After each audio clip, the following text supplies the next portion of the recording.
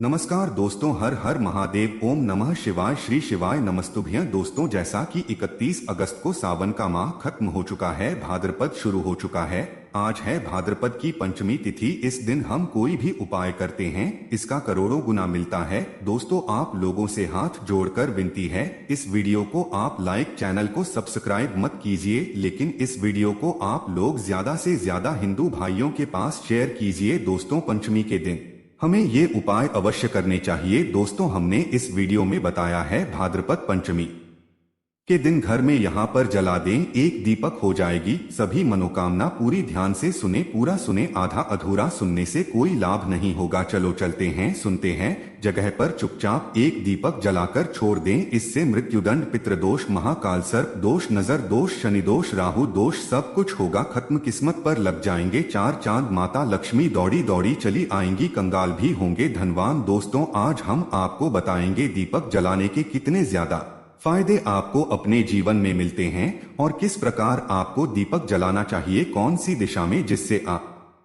बहुत ज्यादा तरक्की प्राप्त कर सके और अपने जीवन में सभी बाधाओं को खत्म कर सके। सबसे पहली बात तो आपको ध्यान में रखनी चाहिए कि अपने घर के मंदिर में रोजाना ही आपको दीपक जलाना चाहिए। कभी भी ऐसा नहीं होना चाहिए कि आपने दीपक ना जलाया हो, क्योंकि घर के मंदिर में रोजाना दीपक जलाना बहुत ही जरूरी होता है। किसी से आपके घर से सभी नेगेटिव एनर्जी, आप कोई भी दीपक नहीं जलाती हैं घर के मंदिर में या फिर अपने घर में शाम के समय, तो इससे आपके घर का वातावरण बहुत ज्यादा नेगेटिव तो होता ही है, आपके घर की परेशानी भी बहुत ही ज्यादा बढ़ने लगती है। घर का जो मुखिया होता है उसे बहुत ज्यादा ही मेहनत करनी पड़ती है। इसकी वजह से परेशानी, डिप्रेशन और टेंशन में घर का मुखिया पहुंच जाता है। शाम का समय हिंदू धर्म में बहुत ही ज्यादा महत्वपूर्ण माना जाता है और जो लोग शांत के समय कभी भी घी का दीपक या फिर तेल का दीपक अपने घर में नहीं जलाते हैं, तो उनके घर में हमेशा ही मुसीबत बनी रहती है। यानी कि एक मुसीबत से निकलते हैं तो दूसरी मुसीबत में उससे पहले ही फंस जाती है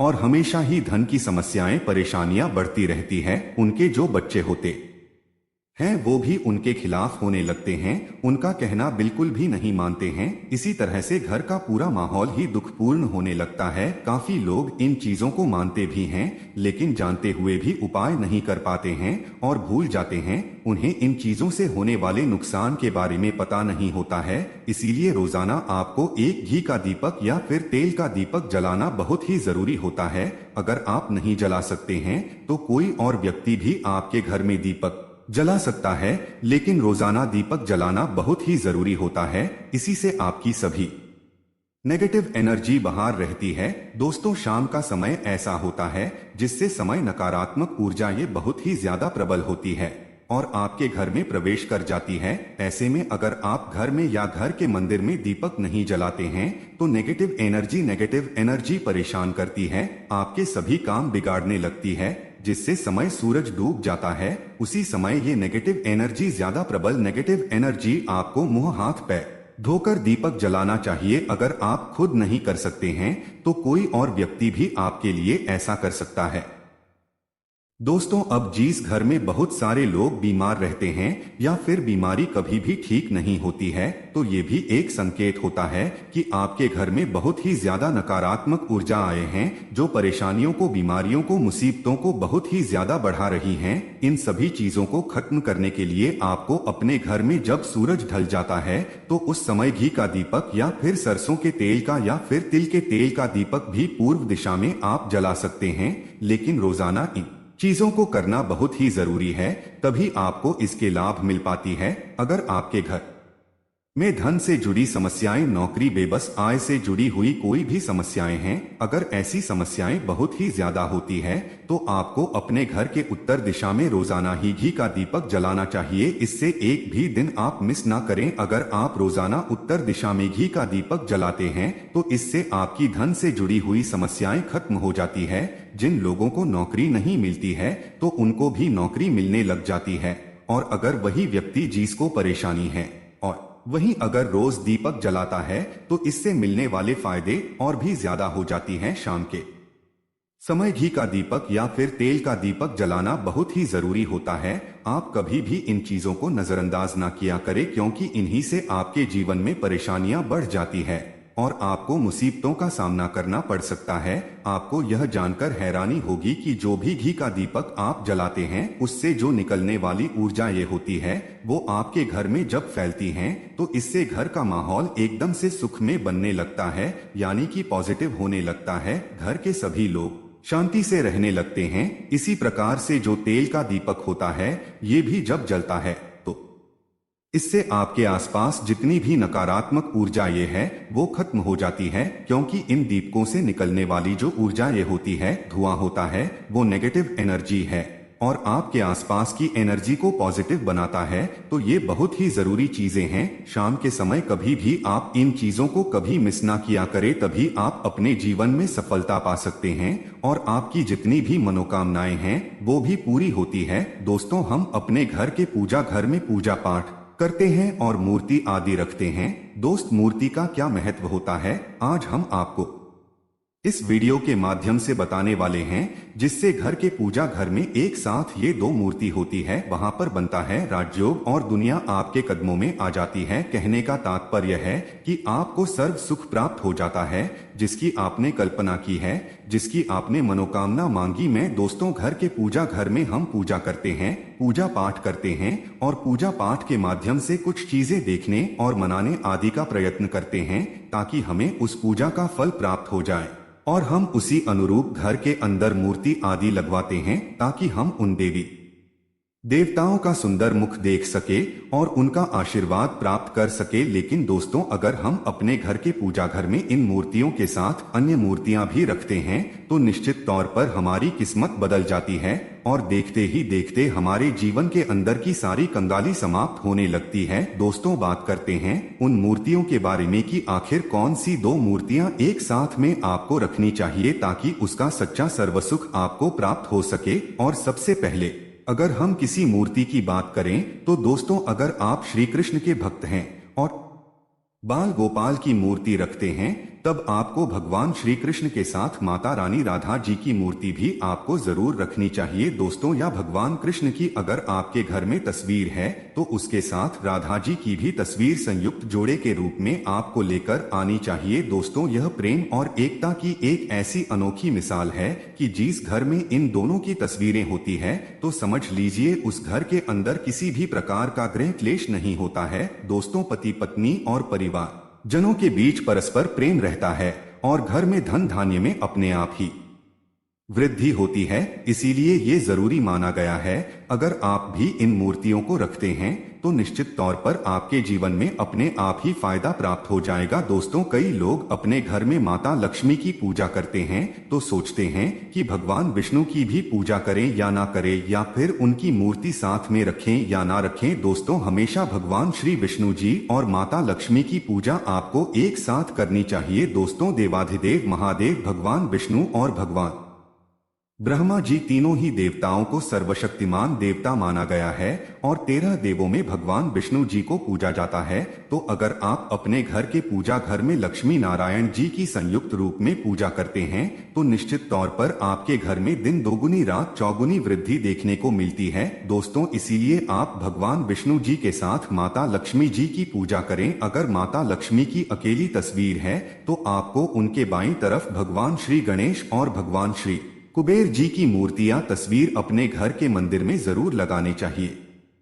अगर आप माता लक्ष्मी जी के बाईं तरफ भगवान श्री गणेश जी की मूर्ति लगाते हैं या तस्वीर लगाते हैं तो आपको निश्चित तौर पर लाभ प्राप्त होता है और देखते ही देखते आपके जीवन के अंदर की कंगाली समाप्त होने लगती है और धन प्राप्ति के लिए आपको लक्ष्मी गणेश जी की संयुक्त रूप से पूजा करनी चाहिए। माना जाता है माता लक्ष्मी धन देती है तो भगवान श्री गणेश रिद्धि सिद्धि का भंडार और वृद्धि का विकास करते हैं। इसी वजह से इनकी पूजा बहुत जरूरी मानी गई है। दोस्तों, कई लोग पूछते हैं कि अपने घर में हनुमान जी की तस्वीर या मूर्ति रखें या ना रखें, या उनकी पूजा करें या ना करें। दोस्त, तो आपको निश्चित तौर पर हनुमान जी के अन्य देवी देवताओं के साथ में भी आप मूर्ति या तस्वीर रख सकते हैं। किसी प्रकार की कोई दो राय नहीं है कि आपके ऊपर हनुमान जी क्रोधित होंगे या नहीं होंगे। दोस्तों, इसके अलावा आप प्रभु श्री राम की तस्वीर भी अपने घर के पूजा घर में रखते हैं तो आप हनुमान जी की तस्वीर रखें या ना रखें, हनुमान जी महाराज के निमित्त किसी भी प्रकार की पूजा या पाठ करना हो तो आप प्रभु श्री राम से कहे। दोस्तों, भगवान श्री राम के प्रिय भक्त हनुमान जी महाराज है और निश्चित तौर पर आपको उतना ही आशीर्वाद प्राप्त होता है जितना कि आपको हनुमान जी की मूर्ति या तस्वीर का पूजन करने से होता है। या फिर आप क्या करें, श्री राम दरबार की तस्वीर अपने घर में लेकर आए और श्री राम दरबार की तस्वीर का पूजन करें। यहाँ उनकी मूर्ति या उनके किसी प्रकार की कोई चीज आपके पास है तो आप उनका पूजन करें। इसमें सारे देवी देवताओं को आपको आशीर्वाद प्राप्त हो जाता है। हनुमान जी से लेकर माता सीता, भगवान श्री राम और अन्य देवी देवताओं का भी आशीर्वाद आपको प्राप्त हो जाता है। तो निश्चित तौर पर अपने घर के पूजा घर में एक साथ आप ये तस्वीर रख सकते हैं। आपके जीवन में राजयोग की प्राप्ति हो जाती है। दोस्तों, इसी तरह अगर आप अपने घर के पूजा घर में या किसी अन्य स्थान पर अगर कोई तस्वीर रखना चाहते हैं और उसे लगाकर अपने घर में लाभ प्राप्त करना चाहते हैं तो अपने घर में या पूजा घर में आपको निश्चित तौर पर तेरे देवों की तस्वीरें या मूर्ति एक ही स्थान पर लाकर जरूर रखनी चाहिए। ब्रह्मा, विष्णु और महेश, इन तीनों की संयुक्त रूप से इनकी एक साथ तस्वीर अपने घर के मंदिर में या अपने घर में कहीं भी लाकर रख देनी चाहिए। माना जाता है कि इन तीनों देवताओं के एक साथ दर्शन करने मात्र से हमारे बड़े से बड़े विघ्न और बड़े से बड़े कष्ट ऐसे ही समाप्त हो जाते हैं। इसी वजह से इन तीनों की एक साथ में तस्वीर या मूर्ति लाकर आपको पूजा जरूर करनी चाहिए। दोस्तों, अब बात करते हैं कि कुछ ऐसी तस्वीरें होती है या ऐसी मूर्तियां होती हैं जिनको आपको अपने घर के पूजा घर में स्थान ही नहीं देना चाहिए। अगर आपने इन तस्वीर या मूर्ति को अपने घर के पूजा घर में स्थान दिया है तो समझ लीजिए कि आपको कंगाली का सामना करना पड़ेगा या फिर देवी देवताओं के क्रोध का सामना करना पड़ेगा। दोस्त, और एक बात बता दें कि मंदिर में कभी भी विषम संख्या में गणेश जी की मूर्तियां ना रखें, जैसे कि 1, 3 या 5 ऐसे रखना अशुभ माना जाता है। 2 मूर्तियों को एक साथ रखना शुभ माना गया है। अगर आप सिर्फ गणेश जी की मूर्ति रखते हैं तो इसके अलावा किसी भी प्रकार की मूल की आपको नहीं रखनी चाहिए। दोस्तों, इन्हें स्थापित करते वक्त ध्यान दें कि गणेश जी का चेहरा हमेशा घर के मुख्य दरवाजे की तरफ होना चाहिए ताकि आपको अच्छे और सच्चे धन लाभ की प्राप्ति हो। और इस बात का ध्यान रखें कि घर में अंगूठे से बड़े आकार का शिवलिंग आपको भूलकर भी नहीं रखना चाहिए। हमेशा एक छोटा सा शिवलिंग रखें और इससे ज्यादा शिवलिंग आपको नहीं रखना चाहिए। दोस्तों, वैसे तो आपको अपने घर में शिवलिंग रखना ही नहीं चाहिए, उसके बाद भी अगर आप रखते हैं तो अंगूठे के आकार से बड़ा शिवलिंग आपको नहीं रखना चाहिए। आप छोटा शिवलिंग रख दें और ध्यान रखें कि एक से ज्यादा शिवलिंग आपको भूलकर भी नहीं रखने हैं। घर में अगर आप शिवलिंग रखते हैं तो शिवलिंग के ऊपर आपको तुलसी भूलकर भी अर्पित नहीं करना चाहिए। अगर आपने शिवलिंग रख लिया है और उस पर तुलसी अर्पण कर दी है तो देवी देवताओं के क्रोध का आपको सामना करना पड़ेगा। दोस्तों, मंदिर में हमेशा अगर आप हनुमान जी की तस्वीर रखना चाहते हैं, आप हनुमान जी महाराज के अनन्य भक्त हैं, तो बैठे हुए हनुमान जी महाराज की मूर्ति ही रखे। बजरंग बली रुद्र भगवान शिव के अवतार हैं, इसीलिए उनकी भी शिवलिंग की तरह ही मूर्ति रखी। साथ ही जो पति पत्नी होते हैं, वैवाहिक जीवन आपने नया स्टार्ट किया है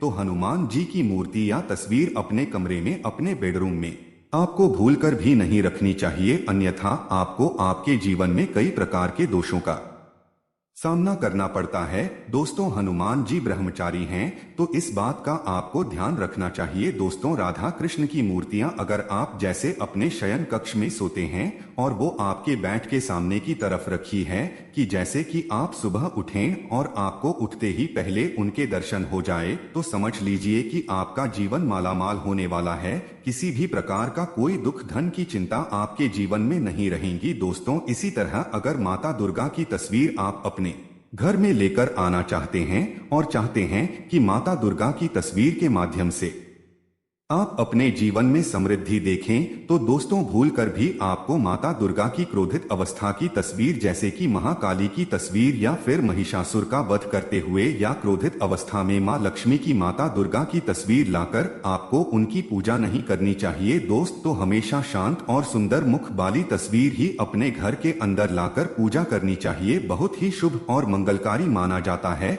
दोस्तों, इस बात का ध्यान रखें कि अगर आप अपने घर में मूर्तियां रखते हैं तो आपको इनको भूलकर भी टूटे हुए चावल नहीं चढ़ाने चाहिए। बेहतर होगा कि आप हल्दी में चावल को पीला करके ही वो चावल चढ़ाएं, लेकिन टूटे हुए चावल आपको भूलकर भी माता लक्ष्मी को या अपने घर में देवी देवता को नहीं चढ़ाने चाहिए। दोस्तों, इसी तरह इस बात का भी ध्यान रखें कि अपने घर के मृत परिजनों या पूर्वजों को मंदिर में स्थापित न करें। ऐसा करना अशुभ माना जाता है और अगर आप ऐसा लगातार कर रही है तो निश्चित तौर पर आपके परिवार के ऊपर दोष लग सकता है और पितरों का भी दोष लग सकता है। पितरों की पूजा एक अलग स्थान पर की जाती है, घर के मंदिर में उनको स्थापित नहीं किया जाता है। दोस्तों, इसी तरह भगवान की तस्वीर या भगवान शनिदेव की राहु केतु के इस प्रकार की तस्वीरें अपने घर में ही नहीं लेनी चाहिए। प्रतीकात्मक रूप से आप घर के पानी रखने के स्थान पर उनकी पूजा कर सकते हैं, क्योंकि इनकी साधना तंत्र मंत्र और विशेष महत्व द्वारा की जाती है। घर के अंदर आप ऐसे ही इनकी पूजा पाठ आप नहीं कर सकते हैं। इनकी पूजा पाठ में अगर किसी प्रकार की कमी रह जाती है तो उनको बहुत ज्यादा क्रोध आ जाता है। इनके क्रोध का आपको सामना करना पड़ता है। इसी वजह से आपको इस प्रकार की तस्वीर या मूर्ति या अपने घर के अंदर नहीं रखना चाहिए। और जो पहले हमने आपको बताया उस प्रकार की तस्वीरें तो निश्चित तौर पर आप रखकर अपने जीवन में फायदा प्राप्त कर सकते हैं। दोस्तों, अगर आप भगवान भोलेनाथ से प्यार करते हैं तो कमेंट बॉक्स में लिखें हर हर महादेव।